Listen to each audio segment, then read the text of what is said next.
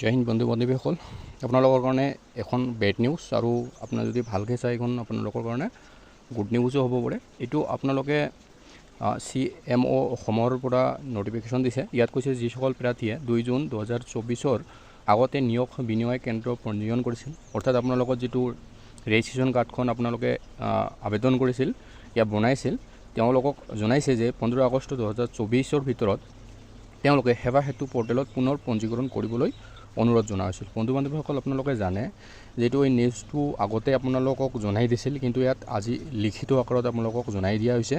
তেন্তে আপোনালোকে যদি এইটো ৰেজিষ্ট্ৰেশ্যন নকৰে তেন্তে হয়তো আপোনাৰ যিটো পঞ্জীয়ন পত্ৰ মানে আপুনি যিটো এপ্লাই কৰিছিল এইখন কেঞ্চেল হ'ব পাৰে। ঠিক আছে, আৰু এটা কথা কৈ থওঁ, এইটো এইকাৰণে ৰেজিষ্ট্ৰেশ্যন কৰিব লাগে। কিছুমানে গ্ৰেজুৱেশ্যন কমপ্লিট কৰাৰ পিছতো গ্ৰেড 4ত ইহঁতে এপ্লাই কৰিছে। গ্ৰেড 4ত ইয়াত আপোনালোকক কৈ দিছে যে অধিকতম যিটো আপোনাৰ কোৱালিফিকেশ্যন আছে এইটো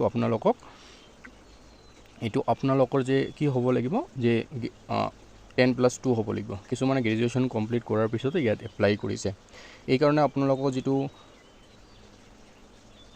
ৰেজিষ্ট্ৰেশ্যন যিটো আপোনালোকৰ এক্সচেঞ্জখন এইখন আপোনালোকৰ ৰেজিষ্ট্ৰেশ্যন কৰিবলৈ আবেদন জনাইছে। ঠিক আছে, আপুনি যদি এতিয়াও নিয়োগৰ ক্ষেত্ৰত অধিক ফলপ্ৰসূ সুবিধাৰ বাবে পঞ্জীয়ন কৰি নিজৰ প্ৰফাইল আপডেট কৰি লোৱা নাই, অতি পলমে পঞ্জীয়ন কৰক।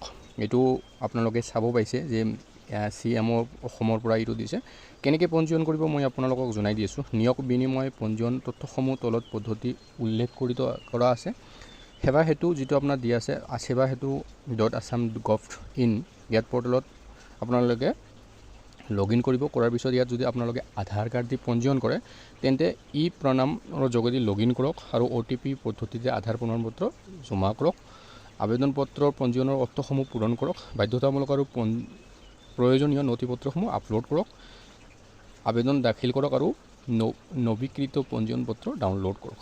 ঠিক আছে, আৰু ইয়াত যদি আধাৰ কাৰ্ড আপোনাৰ নাই তেন্তে কেনেধৰণে কৰিব পাৰি ইয়াতো আপোনালোকক জনাই দিছে। যদি কিবা ধৰণৰ আপোনালোকৰ প্ৰব্লেম হয় তেন্তে আপুনি ইয়াত নাম্বাৰ দিয়া আছে তলত, পুৱা 8টাৰ পৰা ৰাতি 8টাৰ ভিতৰত আপোনালোকে ইয়াত কল কৰি সবিশেষ জানিব পাৰিব, আৰু হোৱাটছআপ নম্বৰো আপোনাক ইয়াত দিয়া আছে। বন্ধু বান্ধৱীসকল, আপোনালোকে যদি গ্ৰেড 3 গ্ৰেড 4ত এপ্লাই কৰিছে তেন্তে আপোনালোকৰ কাৰণে খুব ইম্পৰ্টেণ্ট নিউজ হয় এইটো। তো আপোনালোকে এইখিনি কৰি ল'ব। যদি আপোনালোকে কৰিছে তেন্তে বহুত ভাল কথা, আৰু যদি কৰা নাই নিশ্চয় আপোনালোকে কমেণ্ট কৰি জনাই দিব। কমেণ্ট নিশ্চয় কৰিব, কাৰণ কমেণ্টৰ পৰাহি বুজা যায় যে আপোনালোকে কৰিছে নে কৰা নাই।